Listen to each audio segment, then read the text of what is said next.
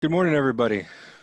We are going to get rolling here pretty quick. I'm going to introduce my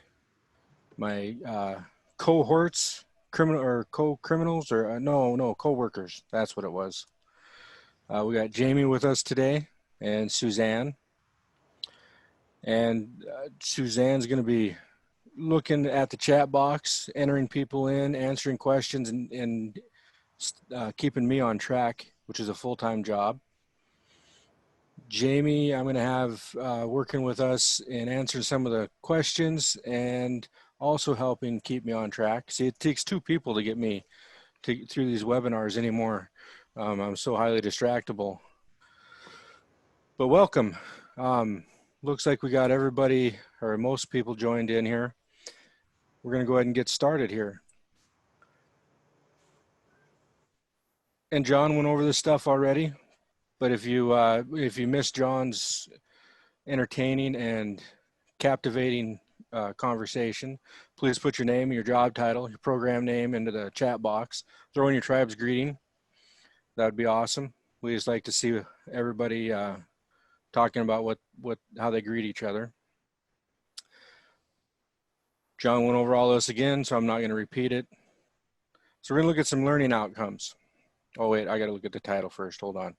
Today we're going to talk about individual plans for employment, and part one of a three-part series. We were talking at AIVRS and figured out that there was just too much information to be provided in one training. And at CANAR in New Orleans, we provided this IPE training, and that was also a large amount of the feedback we got from that training was that we needed more time to go through it. So we broke it up into a three-part series. Our learning outcomes for this are, we want you to walk away with recognizing the basic components and required sections of the individual plan for employment, or IPE. We also want you to understand how to incorporate the components and the required sections into a final IPE. And we hope to have you achieve increased knowledge on how to develop and implement the IPE with an eligible consumer.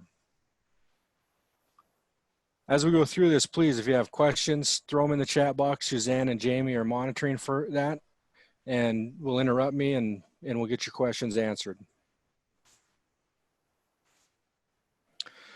So what is a plan, or what is an individual plan for employment, or an IPE? Really, it's a plan that you write down. It's a written plan, and as you write it, it's developed with the informed choice of the consumer. So we look at their employment goal. It outlines what that's going to be. It outlines the services to provide it to reach that goal. It talks about who's all involved in providing those services. We also cover the responsibilities of the consumer, the AIVRS program, and any collaborating agency, such as State VR, or in some cases we have DD, Developmental Disabilities Program. So there's a wide range of different programs that can be included with that. We also need to identify how the progress is going to be measured, so that we can tell or observe when the goal is obtained. So some of the requirements for developing an IPE: it needs to be provided in writing and in an appropriate mode of communication. So native language, Braille, anything that that individual uses as a mode of communication. It has to be developed and implemented in a timely manner. So when we talk about timely manner, we're talking about the 90 days post-eligibility. Now there's the opportunity to complete an extension if we need to, but it's not something that we do automatically. It's something that there has to be a reason why we aren't able to develop that plan in 90 days. The services have to be provided as outlined by the IPE. So we can't write a plan and then just start providing services that we think are cool or that the individual wants or anything like that. It has to be outlined in that IPE. It has to be included in the IPE. And it has to be agreed upon by the VR counselor for the program. So the consumer can write down whatever they want for for services they think they might need, but until the VR staff approves it or agrees with it, we don't necessarily provide that service. It has to be designed to provide appropriate VR services for the consumer to obtain that specific employment outcome. So what that means is it has to be connected to your work goal. You can't want to be a construction worker and then go get a pedicure, unless there's like, maybe there's some, that's a bad example, because if you had diabetes and it was affecting your feet, maybe you would get a pedicure. I don't know. So you can see I'm already starting to get off track. It's okay, Wayne, go ahead. Maybe I need a pedicure. I don't know. So the individual's grade 8 must be taken into account. Okay. So when I say the grade 8, I'm talking about the unique strengths, resources, priorities, concerns, abilities, capabilities, interest, and informed choice of the consumer. We have to take that into account when we develop an IPE. So this is very important because I've seen a lot of IPEs get developed based off of the counselor's expertise, which is inappropriate. So we can't, as the VR counselor and as the AIVRS programs, we can't tell our consumers what they're going to do. We can't do it and then tell them that they have to follow that plan. It's not appropriate. Their voice has to be in every plan, and their desires and abilities have to be accounted for as well.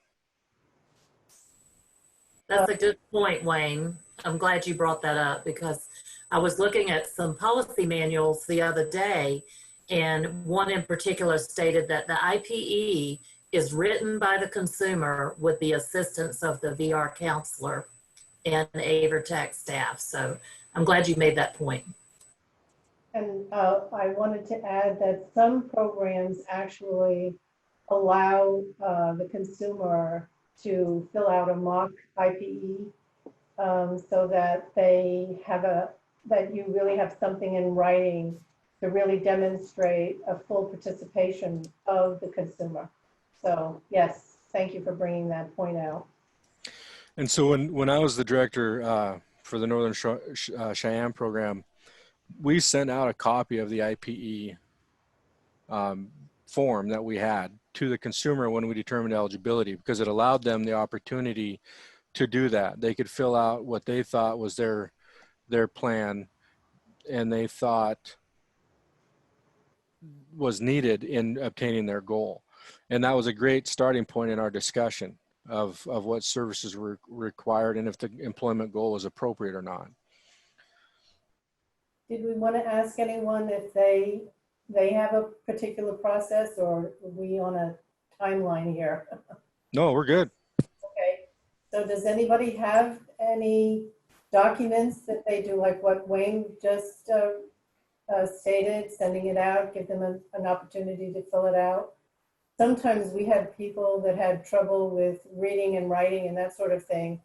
So we would allow them to be filling it out and then ask us questions. So what are some of your processes? Anybody want to share?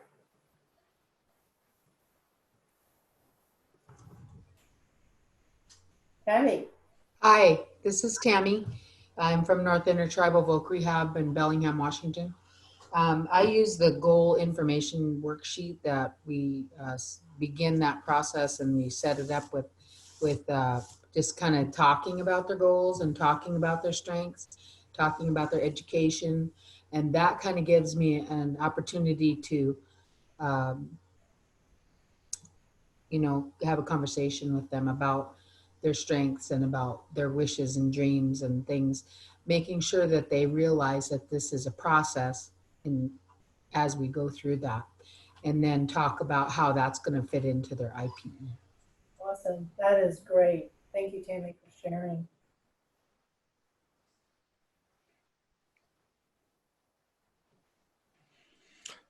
Okay, so information provided to the consumer.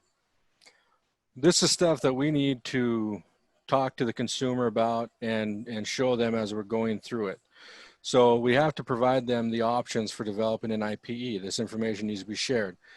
They can initiate the development of an IPE without help from the AIVRS program staff, right? That's what we were just talking about, filling out those rough drafts or those. I had a director or a supervisor tell me they can write it on a bar napkin and bring it to you, and it's considered a draft of an IPE. Until it's put on program letterhead or program forms, it doesn't become a formal final IPE because you have to have the staff agreement. Consumer can initiate the development of an IPE with help from one or more of the following. So they can go with a qualified VR counselor that's not working in the AIVRS world. It could be a state VR counselor or a retired AIVRS counselor or a retired state counselor. It could be the counselor they're working with, the qualified VR counselor working with AIVRS, or a disability advocate agency, or any other resource. They could have auntie or uncle help them fill it out. Wayne, William asks a really good question.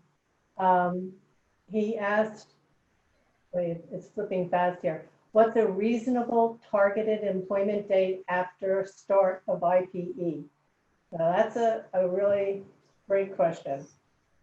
Because each item, as you know, every particular item that you put in the IPE may have a different date. So it doesn't go like the application, you have a start and end date. Eligibility, you have a start and end date, but with an IPE, you have multiple for each thing. They might have to go through an education or a training or get glasses or teeth or with some of those things. Wayne, did you want to add anything to that? Yeah, Will always jumps ahead. That's part 2 of the webinar series, Will. But yes, that's right. It's variable, and the targeted end date is based off of the goals, the employment goal, and also the services that are being provided to get to that goal. So you're right, it's variable. Yeah. I'd like to talk about Tamara's question in the chat box. Tamara said that I'm new to VR, but I have sat on one intake, and this particular consumer was not sure what they wanted or where to start. And I was replying to Tamara that, this is pretty common in TVR. Most consumers, they need help in identifying an employment goal. So I was wondering if we could talk about that. Well, again, that's part 2. You guys got to calm down here. We'll get to it. I think probably the answer to Tamara would be, there's a lot of what I call homework that you can give a consumer or applicant and help them, and Wayne and I talked about this yesterday. Before you develop the IPE, you want to have a conversation. So we will talk about that in part 2. But in response to that, yes, Tamara, that is a very common thing. Most of our people that come to VR are kind of at the end of the rope a lot of times. We're the last agency that they've sought help from or assistance from, because we're not all that well known all the times. And so we get people in very interesting situations that the last thing they want to do is try and make another decision that could blow up in their face. So it really is important in the VR process and in the IPE development process to take that time to talk to them. Let them develop that trust in the relationship and start to feel that security, so that it allows them to start looking at options that they might be able to pursue. Because a lot of times that opens up a whole nother realm for people that they have never even had a thought they could pursue, because they didn't feel they had the level of skills required to do it. So again, we'll get into all that fun stuff next week. So you got to come back and see us next week too. The second thing we have to provide to our consumers, information to assist eligible consumer representative in developing an IPE. So we have a full range of components that is included in an IPE that has to be, there's required components that have to be in the IPE. We need to provide that information that describes all of those different components. As needed and appropriate, we need to provide them an explanation of guidelines and criteria for determining eligible consumers' financial contribution to the IPE. Now, with the state VR programs, they had a financial needs statement, and you'd fill out this form and it would say we could provide cost or no cost services to the individual. In AIVRS world, we have that opportunity when we're developing our policies and procedures to enact that for our programs. However, most of our programs, we don't have to worry about people being extremely wealthy and abusing our programs. So most programs don't have a form that's a formal financial needs form. Now what we do is we talk about how much you're able to participate in this plan.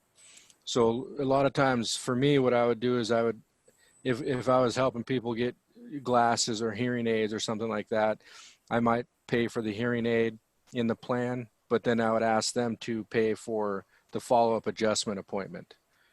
So it's just some contribution. Sometimes it's time. It's just some contribution to ownership of that plan.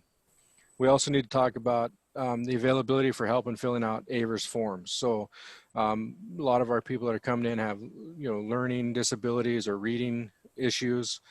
Maybe it's there's a disconnect in the understanding of the meaning of the paperwork. We provide that opportunity to help fill out those forms.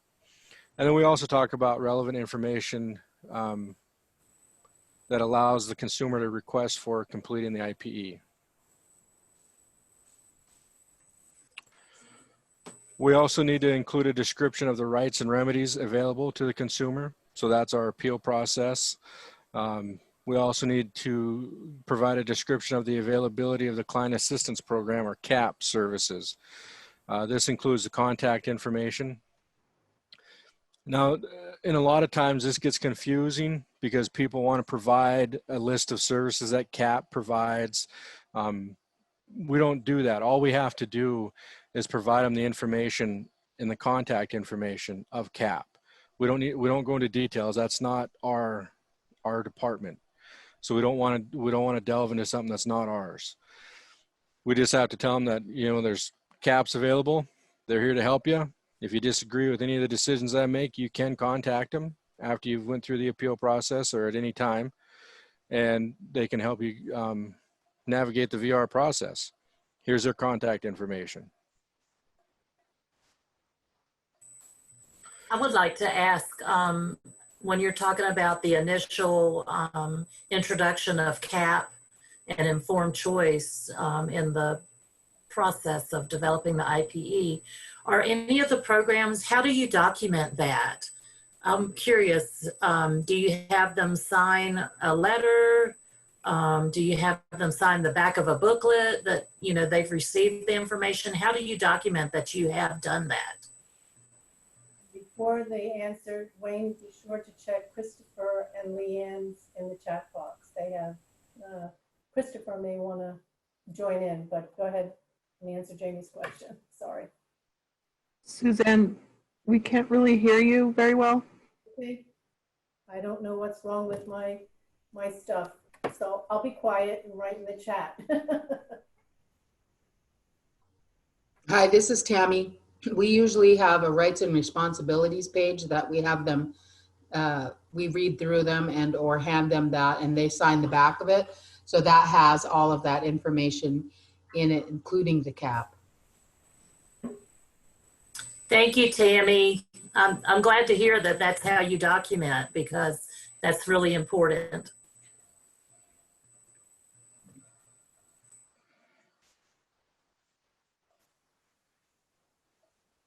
Anybody else?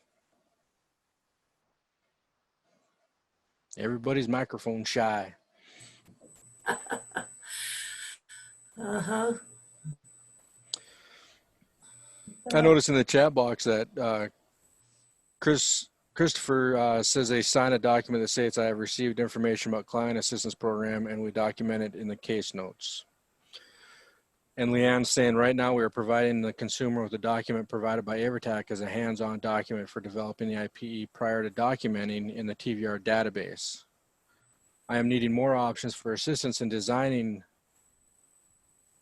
the employment plans, consumer assessment process for consumers to decide on a plan that is best for them. So this is great because in the next 2 parts of the series, we're going to really delve into these components and flesh out how we do that. I'm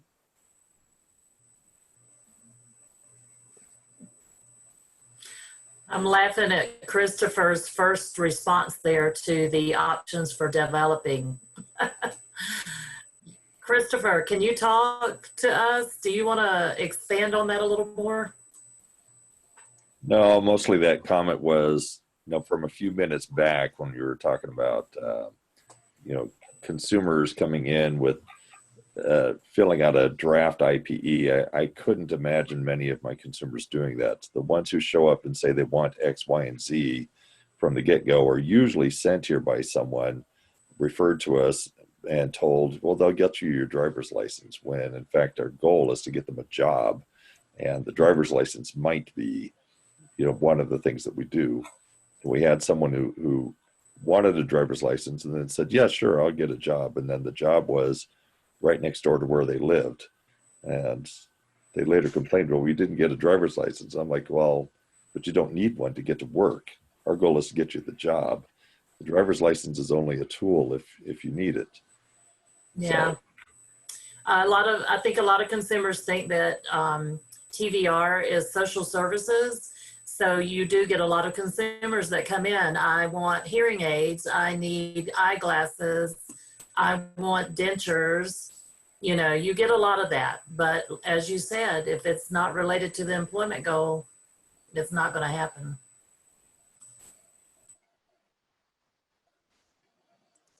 All right, so the third thing we got to provide information on is SSDI and SSI benefits. So we need to talk to them about the additional support services provided for those eligible consumers, such as benefits planning in the development of the plan and going to work. So now we're going to get into some mandatory components. You heard me talk about those a little bit earlier. These are the things that are required in every single plan that you write. Every IPE that's developed in your program, you have to include these in those plans. First and foremost, you have to have a description of the specific employment outcome or the employment goal. Now, this is where things kind of get confusing once in a while because they start talking about description of the specific employment goal. And what that means in our heads is we want to write out what it describes, right? What the goal is described as. Now, really what that means is a description of a specific employment outcome or goal is a specific job title. So what we're looking for in that employment goal is dishwasher, electrical engineer, not an associate's degree to get into employment, not vocational training to get an associate's degree, or whatever. I don't know. I blanked out there. Sorry. I obviously haven't had enough vitamins or coffee or something.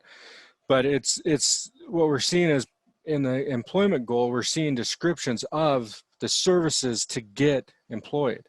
And we need to have that employment goal, and we're going to identify services later in the plan.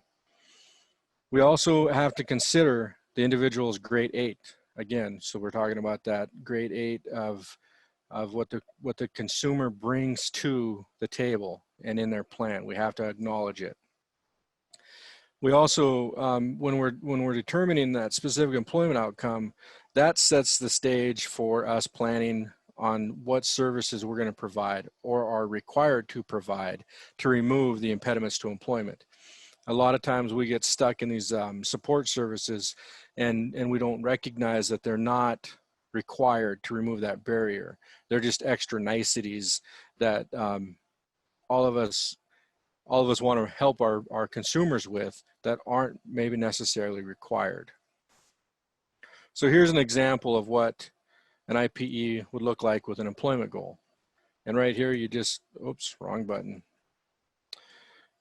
That's where you'd put in the employment goal and the IPE end date. So that's where we talked about, having that projection of end date. How do we figure it out?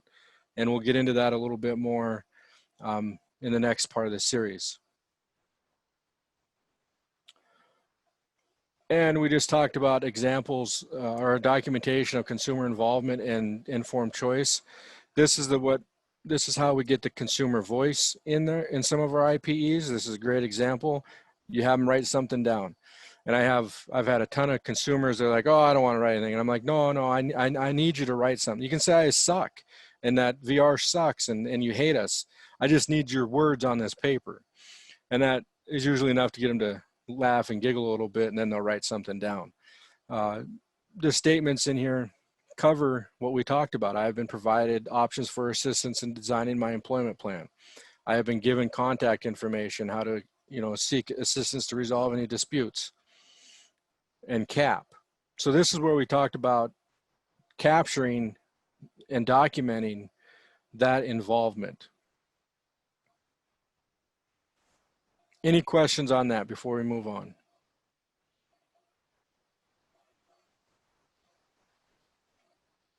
Suzanne, you're muted.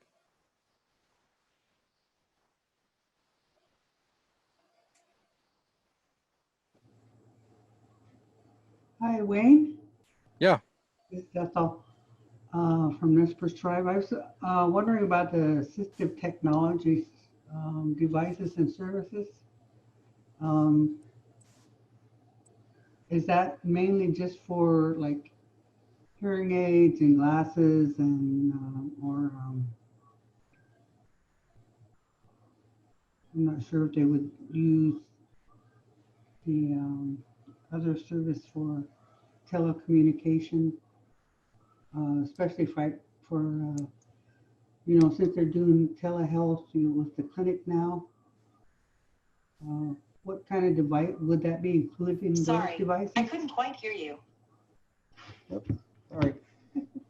Siri butted in there. Yeah. So the provision or the identified assistive technology devices or personal assistants, the requirement is we have a checkbox that says yes or no that's required. And then if it's yes, then we describe what those services are that we're providing.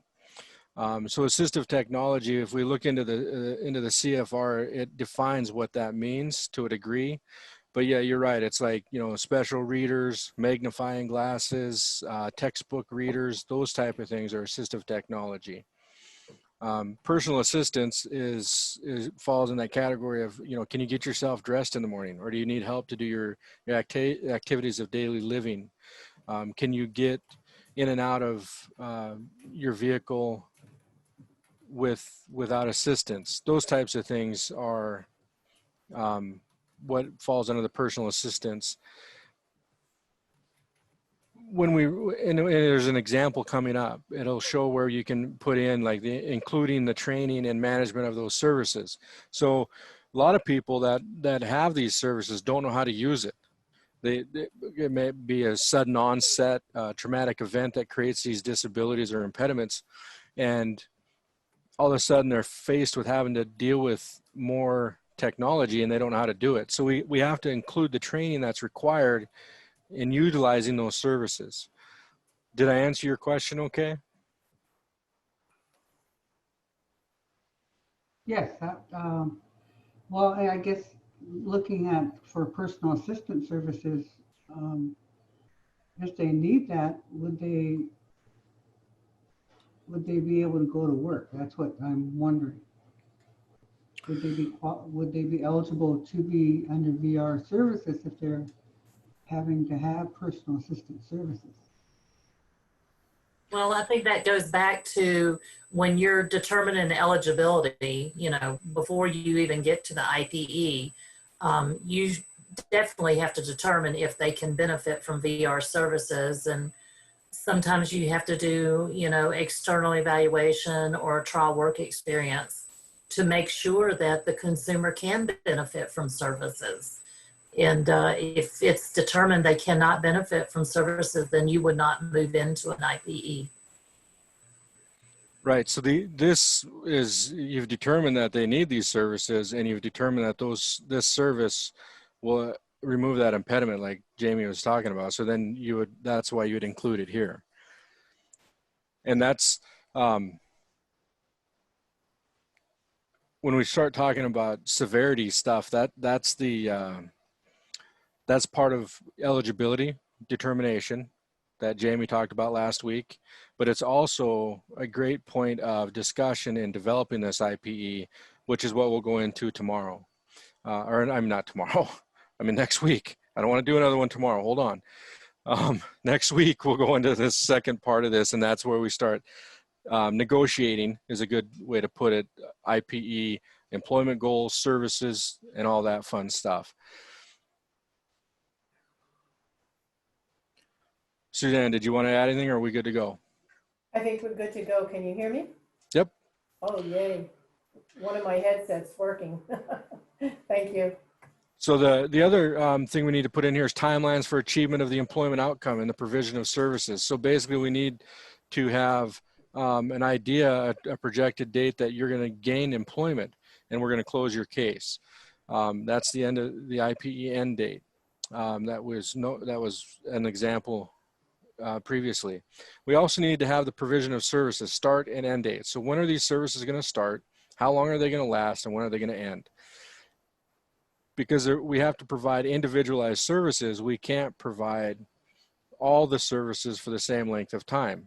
So a lot of times what I've seen in IPEs is there'll be a start date and then the end date is the end of the plan. So maybe the first service is we need to get interview closed for this individual or work attire, and it's listed for the whole life of the plan.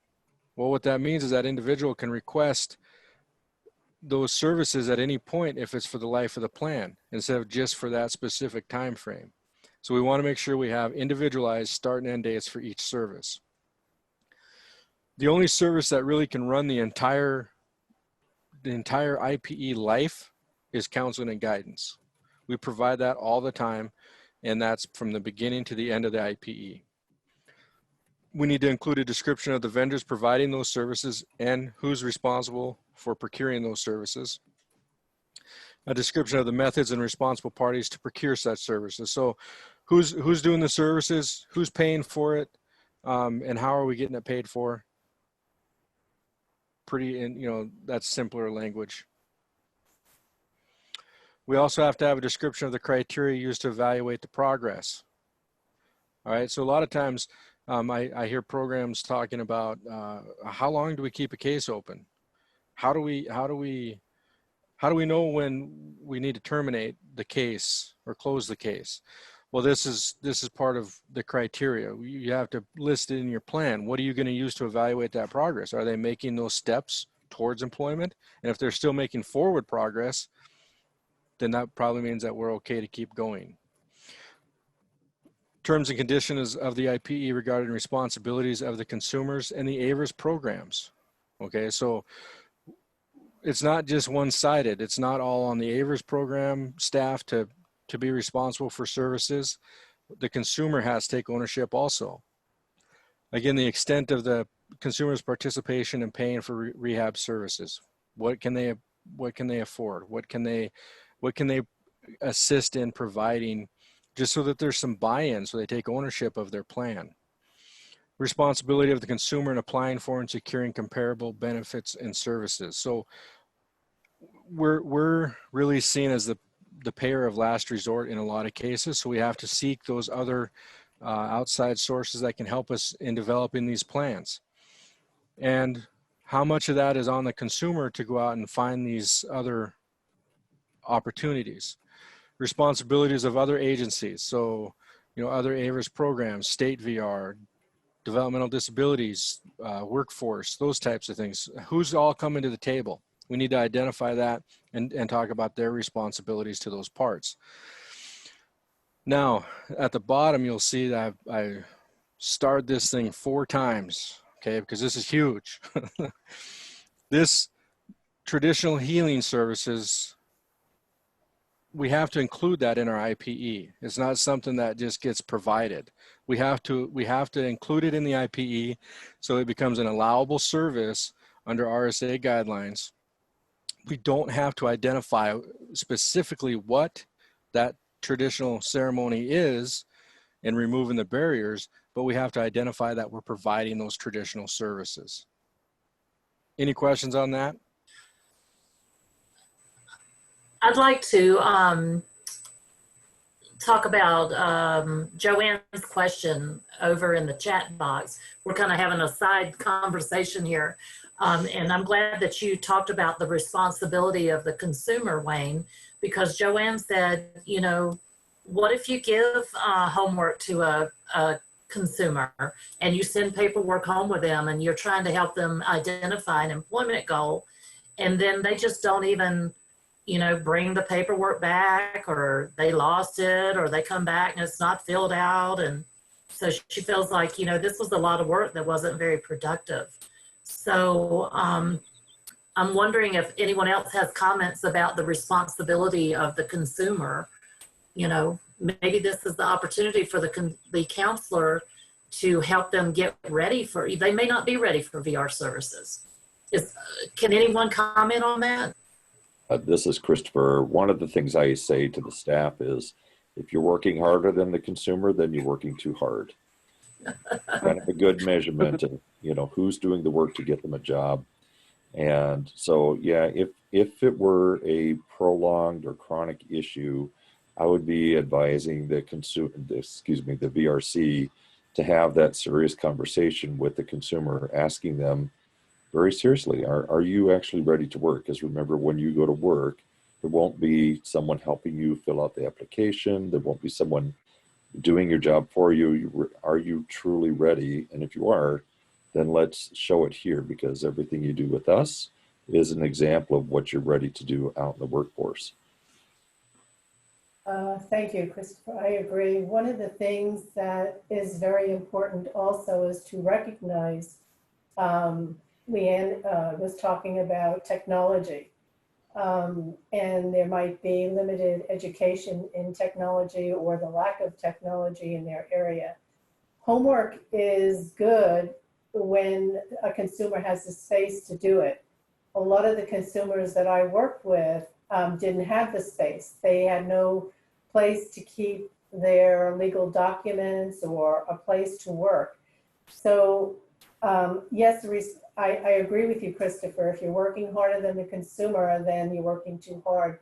But you also have to remember the barriers that a consumer may have had before they even had the courage to come and talk with you. And a lot of this, if you're doing during the application and intake part, should be, by the time you're ready to do this, the IPE, some of these things will have, you know, you'll have resolved some of these things. So at the IPE,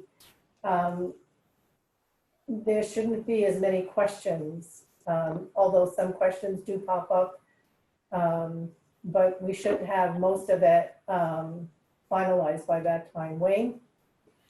Well, yeah, and I agree with everything that's been said, and I want to add on to it because I kind of spin it a different way. I call it looking to the dark side. So you see these behaviors coming out, and I always look to the back side of that behavior. What's pushing it? What is that need that's trying to be met through this behavior? And so I start looking at if they're coming in, they're not bringing in their documents filled out. Is there a comprehension issue? Is there a reading issue? Is there a writing issue? Is there trauma in the home that's taken out all of their self worth and value and confidence in completing this type of document? Is the technology scary? So that we start looking at this well-rounded, holistic approach to it. So I encourage that as well. And then there's some people that are just like, you know, I want you to do it for me. And those are the people that I go with Christopher's route, right? It's like, well, you know, I'm not going to be there to feed you at supper either. So we got to figure this out. Yeah, Yeah. it's the holistic approach. You really have to know the person that you have in your office at the time. You're that application and intake and eligibility. You're building trust, and you're building a knowledge base and an understanding of where this person is coming from. So, sorry. And stay tuned for next week because we're Yeah. covering all this again. Yeah. Hey, I want to real quick. Anita had put a question in the chat box, and she want to know in this session were we going to discuss how the current pandemic is affecting the IPE. She said she had received a call from a consumer who's choosing not to attend college this fall due to the pandemic because she's not comfortable with online classes and she doesn't want to go to campus either. And then also Leanne talked about, you know, the difficulties right now. So this is a twofold training opportunity for the IPE development and then IPE development during pandemic. So this is huge. So again, week 2, stay tuned. If I have time when we get at the end of the presentation, we can definitely staff this case because I know, or this question, because it is a huge one. It is a huge one that we're all facing right now, especially where some of us are starting to open up again. Some of us never closed down. Everything switched to virtual. So if we got time at the end, we'll do a quick Q&A on the COVID stuff.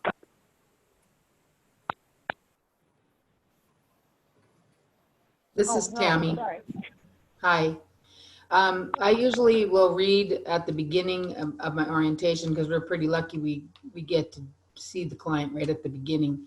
So I usually read our brochure right from the start, and at the bottom of our list is advocacy. So I talk about advocacy and that I'm their biggest cheerleader. So that means that they're doing the job and I'm just alongside. So that kind of gives them a good explanation of what my job is in this process, and that they are making most of those decisions on their own, and that we are just kind of molding them towards setting up that goal.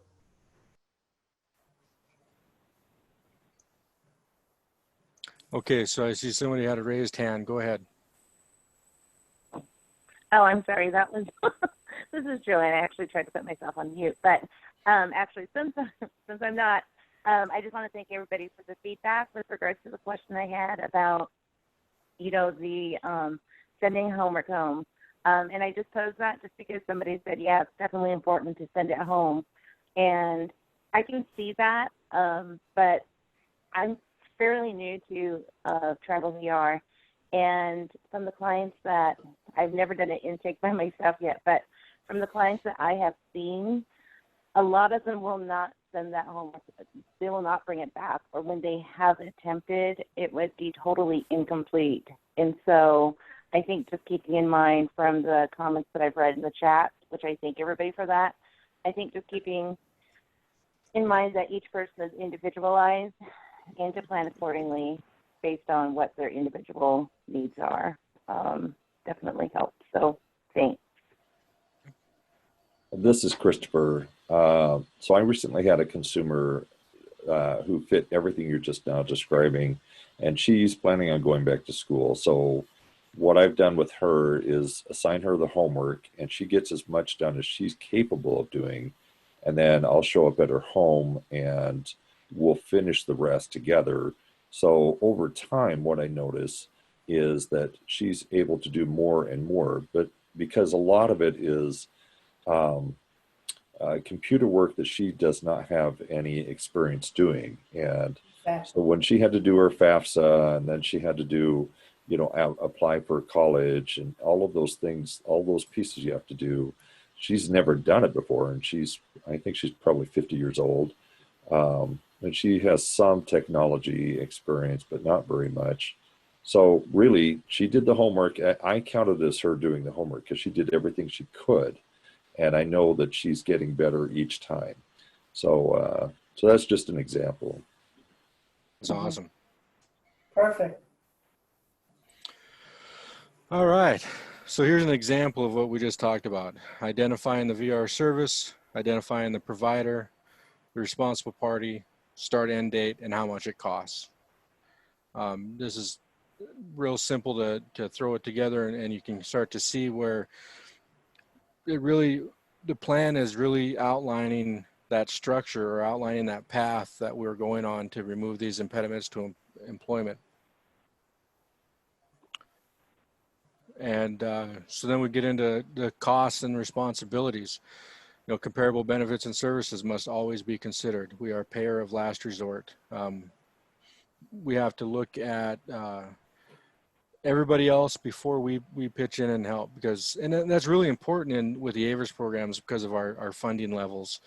The state, they look at comparable benefits also, but it doesn't always, it's not a major concern for them, so to speak, because of their funding.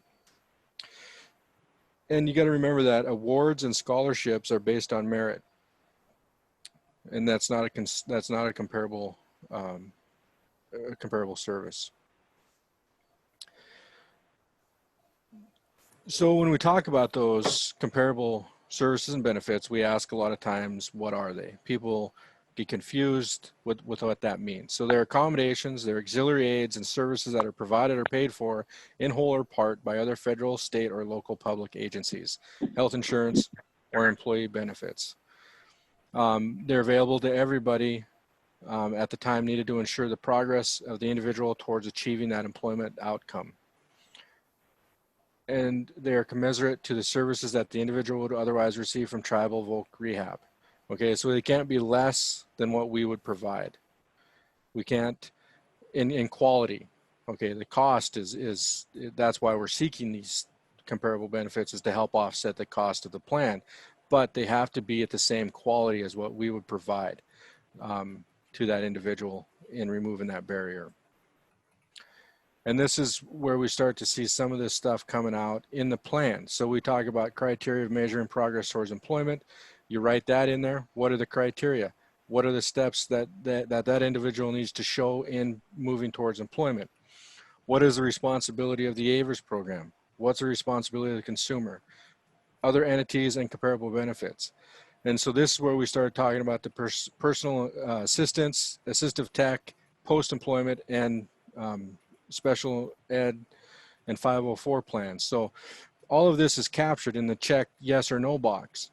And if you look underneath that, there's a space underneath every one of these to add in what those services are, because once you identify that they need them, you also have to then provide a description or a definition of what that service is, how it's going to be used, how long it's going to be used, who's going to provide it, and why it's required. So you have to have that justification in there as well for each one of those personal assistance, assistive technology, post-employment services. Any questions on that example?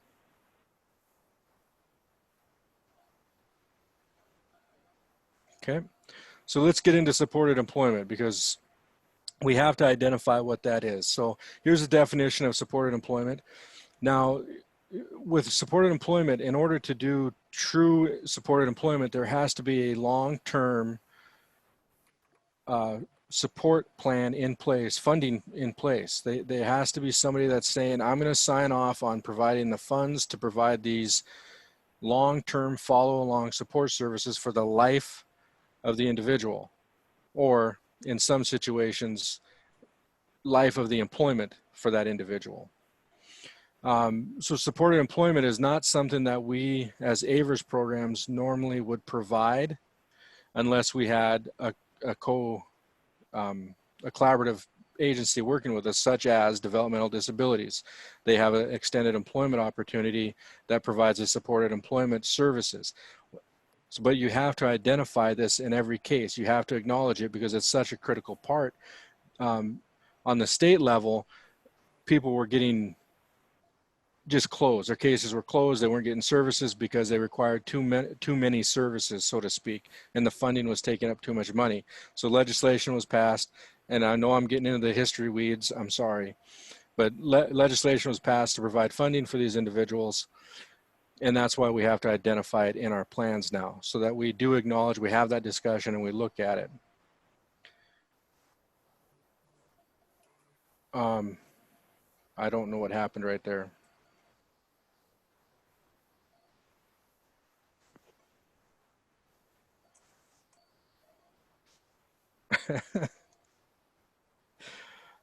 Apparently I hit a Zoom button, sorry. When we talk about supported employment, they have to have the most significant disabilities. We have to provide a description of the appropriate employment outcome in a supported employment setting. The IPE of a consumer who has been determined to require this supported employment has to include the following. There has to be specific supported employment services to be provided. So you have to identify exactly what's taking place. You have to specify the expected extended services needed, including natural supports. So natural supports, people are like, what does that mean? Natural supports are if you're in an employment setting and they're working next to a coworker, and you talk to that coworker and the employer and say, hey, can you watch out for Timmy when he's doing this, and just provide that prompting, because maybe he needs prompting every couple, half hour to stay on task. And John says, you bet, I'll help Tim out. I'll give him that prompting. So that's a natural support. It's in the work environment, it's in the work setting, and it's a coworker providing that prompting to keep that individual on task. It's not an employment specialist that's working with that individual. We need to identify the source of extended services. This is usually a community rehab program or a CRP. And that's where they bring in the employment specialist to work with that individual. And then we need to provide for the periodic monitoring to ensure the consumer is making satisfactory progress. So we have to identify how many times that employment specialist is going to go in and talk to that individual. We need to provide for coordination of the services with other federal or state programs. So we need to be talking about who's involved. Is developmental disabilities involved? Is mental health involved? Who's involved in providing these long-term follow-along supports? So this is usually your payer who's providing that funding. Identify any continued training at the work site. So we need to talk about what is needed at the work site. Who's going to provide that training? And why is it needed to be, why does it have to be continued throughout the work site or the work life? We need to include placement in an integrated setting. So again, all of those rules start to come into play that we face with every other case and every other situation in developing this plan. We have to make sure it's an integrated setting. It's not a workshop setting. It's not isolated. And it has to be based on the grade 8 of the individual. Any questions? I do. I have a question. How many people have used supportive employment in their career? Does anybody have anything they want to share with us about supportive employment or the questions about it? Because for me, this is not your everyday VR services. So it requires some real hard thinking and good collaboration. I'd like to hear from some of you that are out in the field and doing the work. I noticed that Paula joined us. Hi, Paula. Do you have any comments you want to join, share? *6 if you need to use your phone. If anybody needs to use their phone, *6. This is Karen. Hi, Karen. Back in the day when I worked as a job coach, I worked with DVR and did a piece that was transferring from DVR to IRIS. And Right. IRIS was going to be that long-term component, and they were going to take over the job coaching component as we moved forward in time, because the individual had severe cognitive issues that was going to need to continue to maintain that service until it wasn't necessary anymore. Little different than supported employment. but you have to work with other agencies in order to be able to make people's dreams come true if they're going to have competitive employment sometimes based on the disability. Karen, did you do anything with like an external evaluation, work experiences, anything like that involved? In this particular situation, I came in as the third, I think I was the third job coach this kid had. And he was really wonderful. He knew how to do things I had no idea how to do. And I ended up telling him, okay, so like pretend you're training me to do this job and take over for you. Other than that, I wouldn't have been able to help him at all. Right. He was using equipment I had no idea. And that really made him realize how much he did know. Isn't that awesome? Yeah, it was cool. It was really a cool experience. But in this case, this kiddo had, the first time he had the job, he had a very bad job coach who apparently ridiculed him, who did not do the educational component with staff about what and how to support the needs of someone who has different disabilities. And so he left that employment, and it took a lot of courage for him to go back to it. And he was working as a maintenance janitor at a factory. And he had some behavioral issues with how to interact appropriately with other people. And so there was a lot of teaching him about that interaction piece, how to stand away from a situation before just going off on someone. So there was a lot of work that had to be done, and also lots of things that we did that made his life a little bit easier, like they wanted him to pick up the trash outside, but they hadn't given him any tools. And he couldn't bend over because he had a back brace. So he said, this is really, really hard for me to do. And I said, well, let's get you a pickup stick. And that, of course, made all the difference. The other thing we did was he was supposed to be using this dry mop to get under all these shelving units. Once again, can't bend over. So we found him a dry mop equipment that allowed him to kind of maintain stance while he was able to move under these big shelves. So anything that you notice or observe that can make this person's life easier is part of what you're looking for. If you notice something and you know that there is a tool that can be utilized that will make a job doable, then it's really your responsibility to make sure that you're doing the advocacy piece to make that happen. Thank you, Karen. Wayne, Christopher wrote something in the chat. Christopher, you want to share yourself? Well, I'm just in the chat just saying that we can't afford supported employment. So we do what we can to see if the consumer is ready and interested in applying for a state-funded program, which we would do that well before the IPE was established. But bottom line is, if they're a likely candidate for supported employment, they're probably also a likely candidate for receiving state funding to be able to do that. So that's just what makes sense in our area. Now, I would entertain the idea of doing supported employment on a very limited basis with someone if we thought a limited basis would work out for them, if that would be of benefit, and then pay for that. But if we're talking a long-term thing or an expensive thing, we probably would want to turn to our state partners.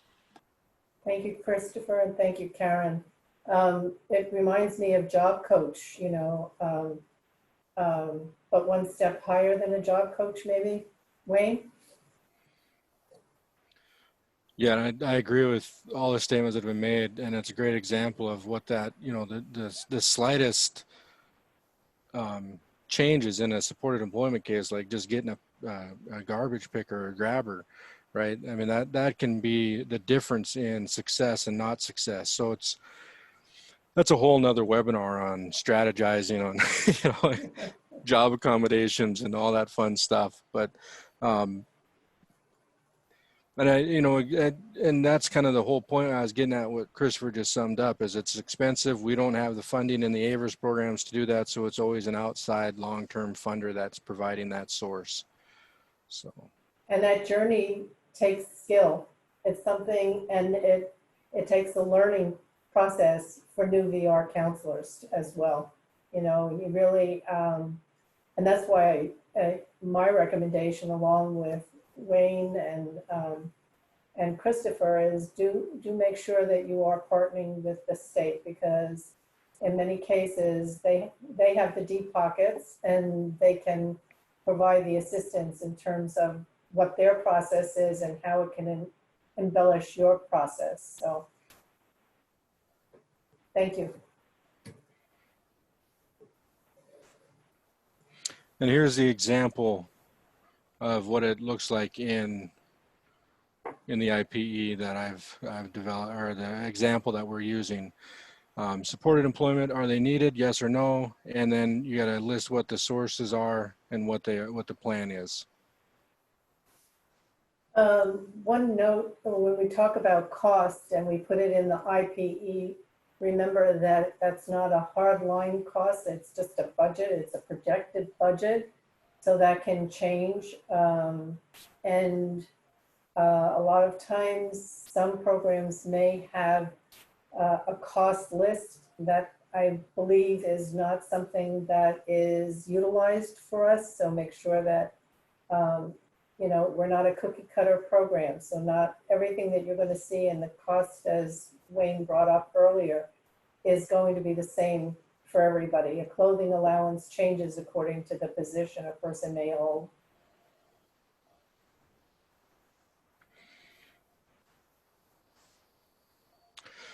So the last required component is post-employment services. It must contain statements concerning the following: the expected need for post-employment prior to the closing of a case, a description of terms and conditions for the provision of post-employment services, a statement of how post-employment services will be provided through other entities as a result of an arrangement pursuant to comparable services and benefits. Okay, so the part that isn't captured here is that the steps that are required to get the post-employment services available. Okay, so all you have to do is identify the post-employment services in the IPE. You have to talk to them and say, this is offered, it's available. Once your case is closed, we can start providing these services. Okay, so post-employment services don't actually engage until after case closure. 99.9% of the time, you're going to identify that no, there's no post-employment services needed at this time, because when you're developing the IPE is when you ask that question of the case. Are they needed right now? And so that's where most of them you're going to say no, they're not needed. But you still have to discuss post-employment services with the consumer, and you need to identify that they're available at closure. Just kind of as, sometimes you use it as a safety net, saying, look, I know you're nervous about closing your case, but these are here. So in the IPE, however, there are times when you know there's going to be post-employment services. And if you know they're there, then you identify yes, and you describe what those services are. So an example I have is I was working with a youth that was transitioning out of high school, significantly struggled with his driver's license, and we knew he could drive. He had the capabilities to drive. He just couldn't get through the driver's training course. And I didn't, he had to be isolated in his training. So it was one thing at a time. If we put too many things on his plate, he'd go overwhelmed and he'd crash. So we did the employment first. We got all of his employment taken care of, and the arrangement or the agreement at the time of IPE was after he's employed, and we close his case, and we'd move to the next step of services, which is providing driver's training under post-employment services.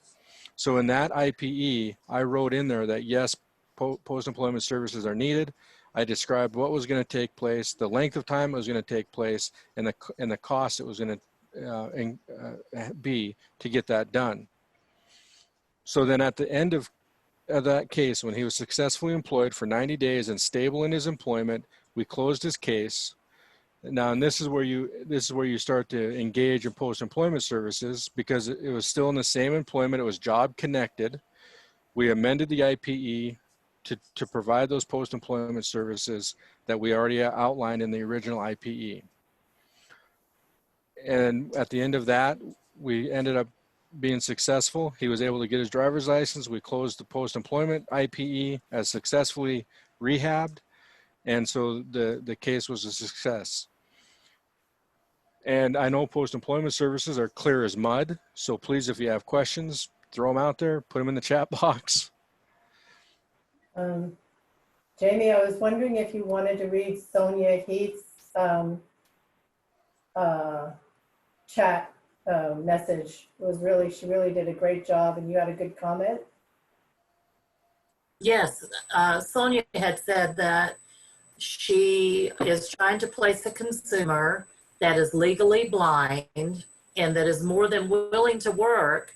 She tried a placement for trial work experience, worked with OCB. I'm not sure what OCB staff are, probably for the Office for the Blind, to get the keyboard fixed up and landmark the office layout. That ended up the consumer wanted to go back to work because she felt, I'm not sure if she's saying that she didn't want to go to work there. Anyway, the consumer felt like the offices didn't trust her work, even though she was very self-sufficient because she wasn't always blind, and being blind was new to her. But yet her program, you know, Sonia's program was still trying to work with the offices to give her a chance because her home is close to the office, and she felt like this consumer was confident enough to do it. Okay, here's what Sonia said. The job ended and she's wanting another job. So I thought it was an amazing story. And I'm sure a challenging case for Sonia. Minnie, go ahead, Wayne. I just noticed that Minnie put up a question: is there a timeline for post-employment services under a year? So if you look at the regulation, there's no time limits. However, all best practices point to within 12 months of closure.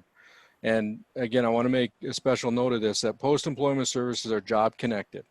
They have to, if the individual, it has to be in the same job that the case was closed in when they request those post-employment services. And it has to be a required need to maintain, regain their employment or advance in their employment. And the services that are provided under post-employment cannot be maintenance services. It has to be directly in connection to that employment and maintaining or regaining or advancing that employment.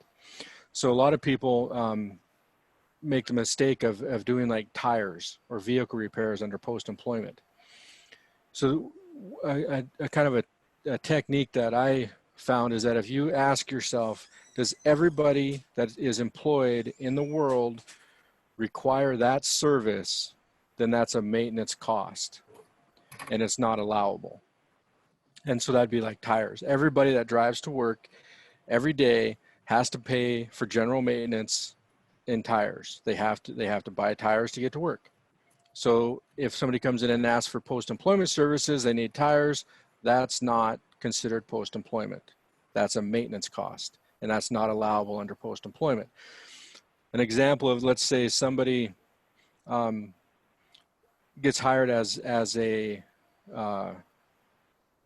waiter or a waitress staff, and they work, and at the end of, let's say, 6-8 months, they get a promotion to hostess. or host. And that individual comes to you and they're freaking out, they're excited, but they don't know how to be a host. They don't know what that entails. They don't know how to interact with people. They don't, or whatever.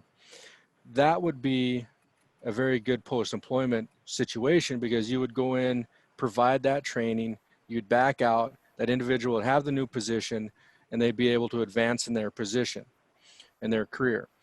That's a good example of a post-employment service. So it's still job connected. They have an opportunity to learn new skills to advance their career, and you can provide that, and it's in and out. It's time limited. It's securing that advancement in position. Post-employment services are always difficult to understand, and they get really muddy. And we're going to go into that again next week a little bit too, about what that looks like. Or actually, week 3 is post-employment services and closure. So we're going to get into the whole life of the IPE in this series. I have a question for Sonia. So she said that the consumer that she was telling us about that was blind and did want to work and felt confident, she said that the job that she was doing ended. And I was just curious, you know, if she worked for 90 days, was that considered a successful closure? And if so, would this client be, you know, have an opportunity for post-employment services?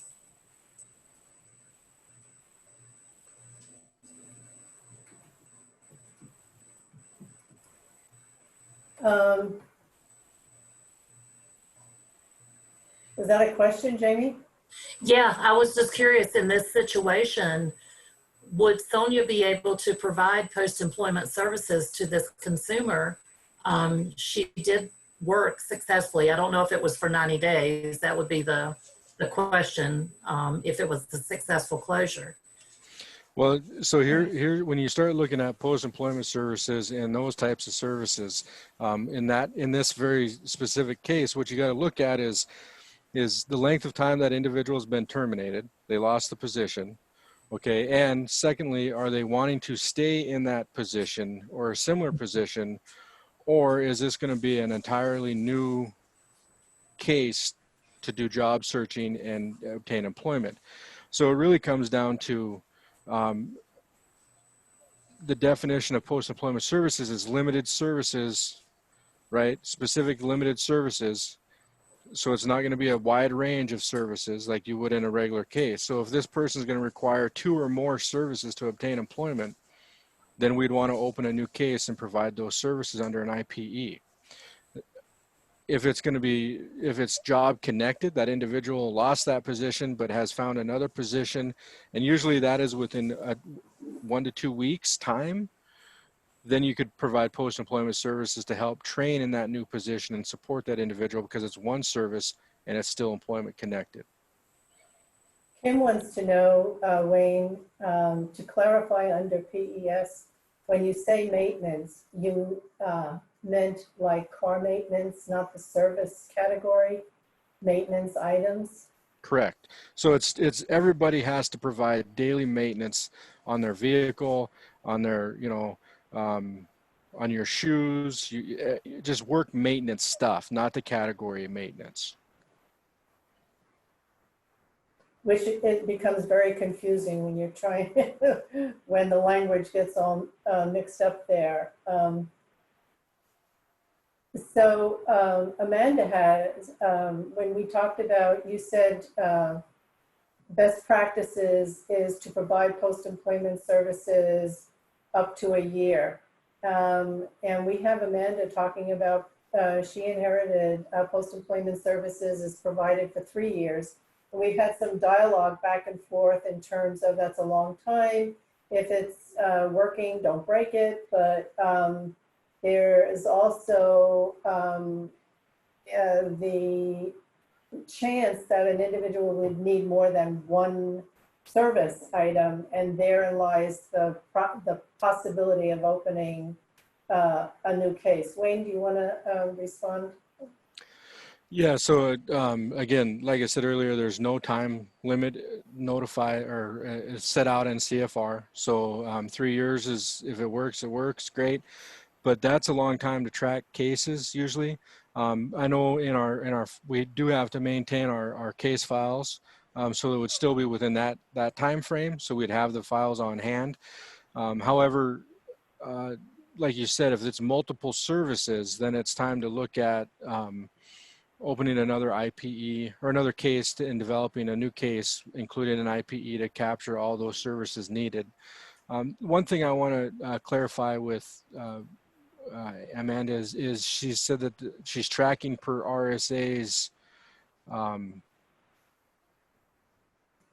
requirements, and that requirement was decided not to be implemented with AIVRS programs. We don't have to track past 90 days. We just have to track the 90 days, just so everybody's clear on that. The state was being partnered with other programs, workforce, Department of Labor and Industry, and they were tracking multiple layers of performance measures. The AIVRS programs were not required to track those same performance measures. So we were only required to do the 90 days. Wayne, Sonia is also still having some conversation about the blind individual that she's working with, wanting to know how much assistance the VR can help with. The only thing, I don't know, if you're reading the chat box, there's two different chats there for Sonia. One of the things that I'm seeing is the possibility that, is this a shared case, Sonia? You may want to share with the state so that you can be able to provide any extended services that you're seeing is coming up in terms of maybe having a job coach or some other things as she's changing her field. So Wayne, do you have any comments, or Jamie, any comments for Sonia? Go ahead, Jamie. Well, I was just looking, she said that she did work for 90 days, so I'm assuming that was a successful closure for Sonia, but that she did receive an extension through OCB. That must be an agency there with the tribe, or an office with the tribe, and that she was trying to find a place on the reservation, a full-time job where she could be hired a full-time or even a part-time job. And so for sure, I don't believe this is a case of post-employment services, but I believe it could be the opportunity, if she did close this case successfully, to move on with a second case for this particular consumer. Do either of you concur?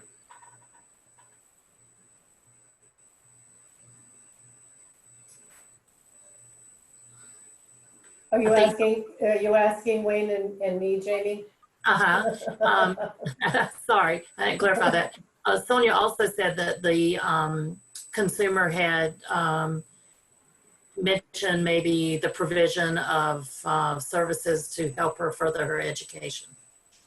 Yeah, this sounds like it would really work well with the state. I don't know whether, I mean, she is working with another agency, but certainly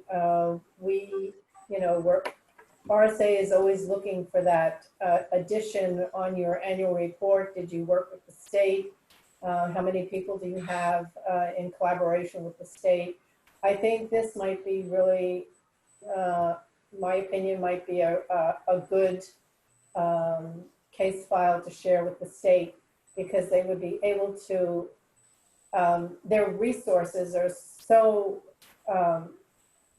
they have all these expanded resources that they can provide. Wayne? So in this situation, in reading further, it's the Oregon Commission for the Blind. So it is a state agency that's working with the AIVRS program.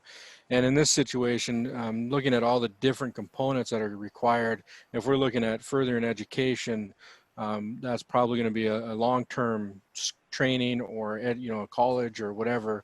I would say that we need to reopen the case.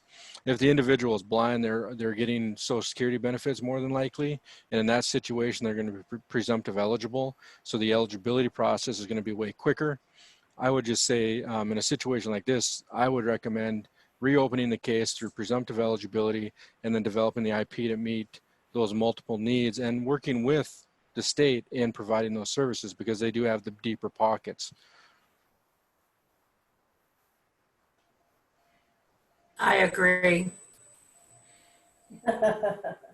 Sonia says, thank you, trying to keep her busy. Sounds like 2 successful closures, Sonia. Does anyone have anything else that they would like to add to our conversation today? Because remember, this is about your needs.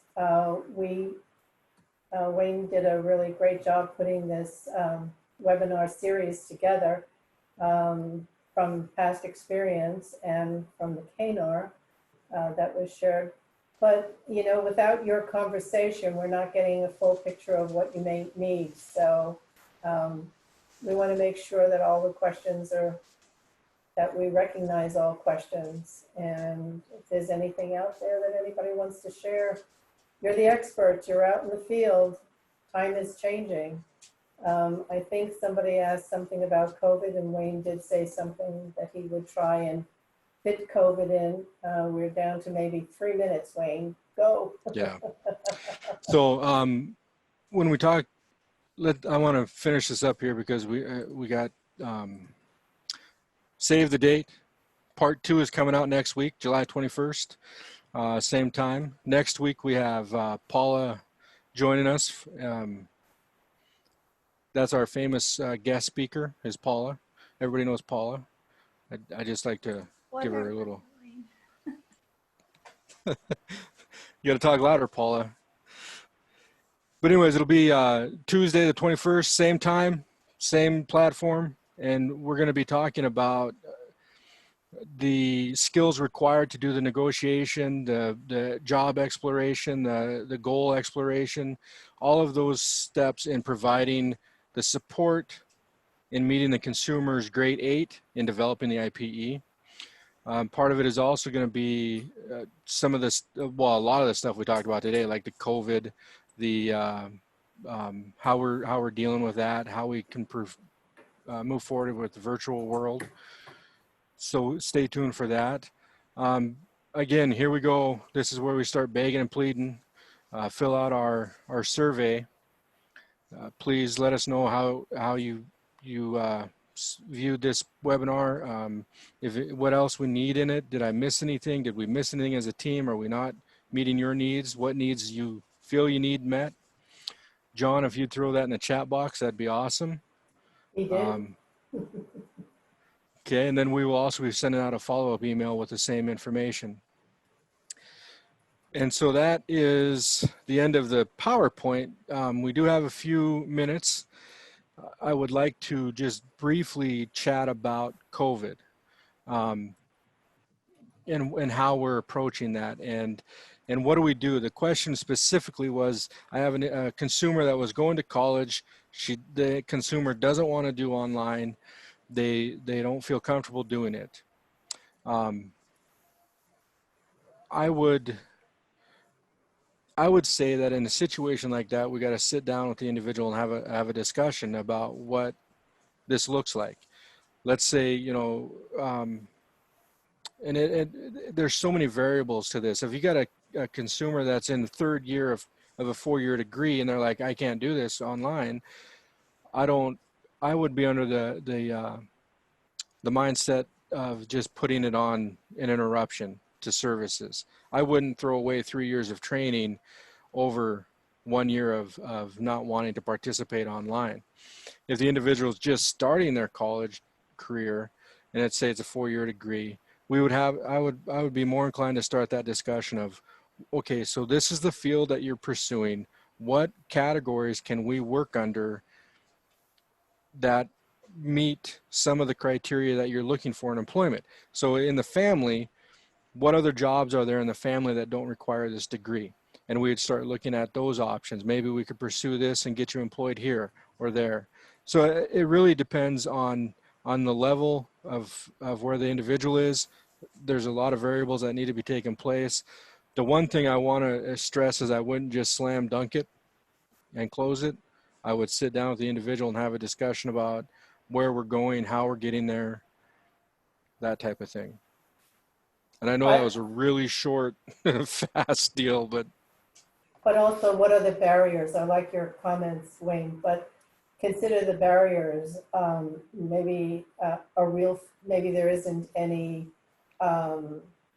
internet services, and barriers may need some computer training. You have to probably probe and find out what is the underlying issue. And it could be just that, we're in a really stressful time, and maybe that's the barrier right now. And as Wayne recommended, you can put it on interruption or revisit, depending on the timeline. all right, guys. If there's any other questions, please email us at AIVRTAC. Can I ask Go ahead, Winona. I just wanted to know if, as people participate in the series, if there's any way that they want to understand writing the IPE, working through the IPE better, they can email us so that we can incorporate them in the future training. So if there's anything that you need, please ask it, because we'd like to address those in the next 2 webinars. And if possible, if we have time, a follow-up talking circle about IPE development, maybe going into breakout sessions or something like that. But I just wanted to just throw that out there, like, please ask those so that we can incorporate them. We still have time. That's it. Thank you all. Thanks, Nona. Yes, please email us, reach out to us. Whatever you guys need, we're here for. And thank you, everybody, for the participation today. That was amazing participation. We had a lot of interaction. Thank you. Yeah, you all did a great job. Give yourselves a hand. Yay, thumbs up. I don't know how to do all of that. Great job. You're all awesome. Thank you for doing what you do every day. You're out there on the front line every day. Thank you so much. We're with you. Our prayers are with you